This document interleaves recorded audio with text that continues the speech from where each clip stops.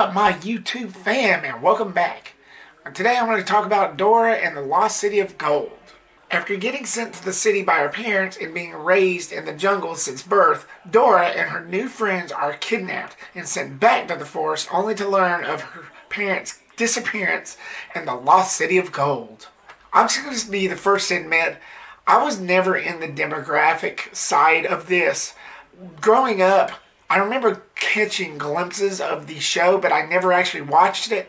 But I remember her saying, "Hey, can you find the hammer?" It's right freaking there.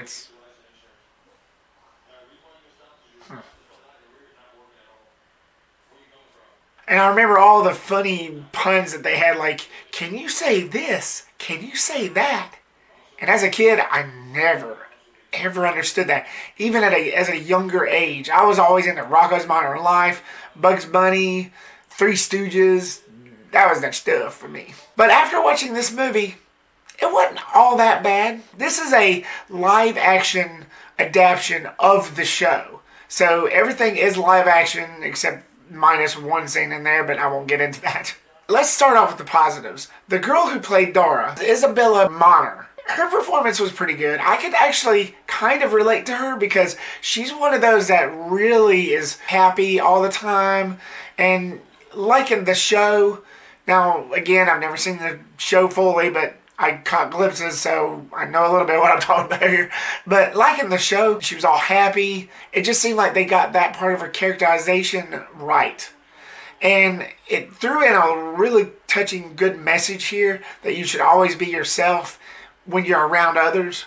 Don't ever try to pretend to be something you're not. At least that's what I got out of it. And that's what that character, to me, brought to the table. The look and feel of this film was pretty good. The cinematography and the lighting. This had a very Indiana Jonesy vibe. It had like a Temple of Doom and Last Crusade theme to it. And like them going through the jungle and them going through all these traps and all that, which is what a lot of what the Indiana Jones movies persisted of. So I like that aspect of it. It gave it more intensity. The story was good too. It's very adventurous. The score was good. Moving into my next, the dialogue. Couldn't really get back behind it, but I didn't mind it. I'm a poet and I don't know it.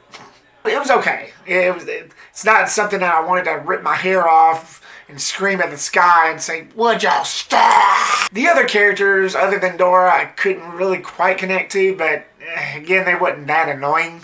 I could stand them, but, you know, Dora was about the only character I got into. Go figure, it is her movie.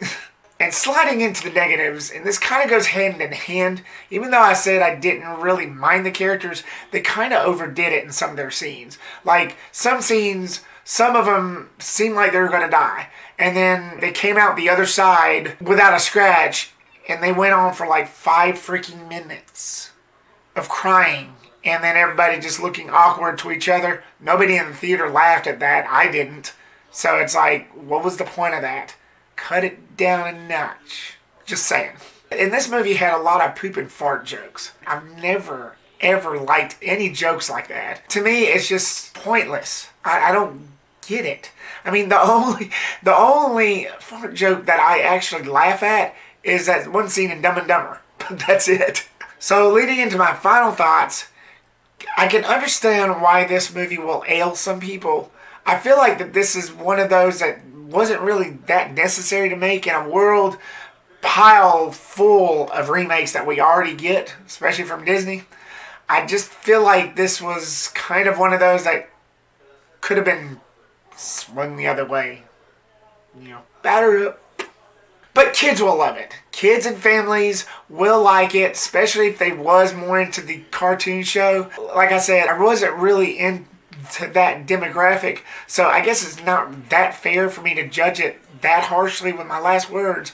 But again, I mean, we get so many remakes nowadays, and this one, especially with the trailer dropped, I remember the internet was just going all mad about it. But you know, again, after actually looking at the movie itself, actually looking at the final product itself, I didn't hate it. I just didn't feel like it was really worth it. Maybe once. I've already had my one-time experience with this movie. I'll probably never visit it again. I'm going to give the film a C+. So Dora and the Lost City of Gold. What did you think of this film? Leave me your comments down below and give me your thoughts. Be sure to like, subscribe, get reputized by clicking that bell icon. I'll wait. Did you do it yet? Stay tuned for more videos and reviews coming soon to computer screen and if it's so phone near you. Peace the rip out.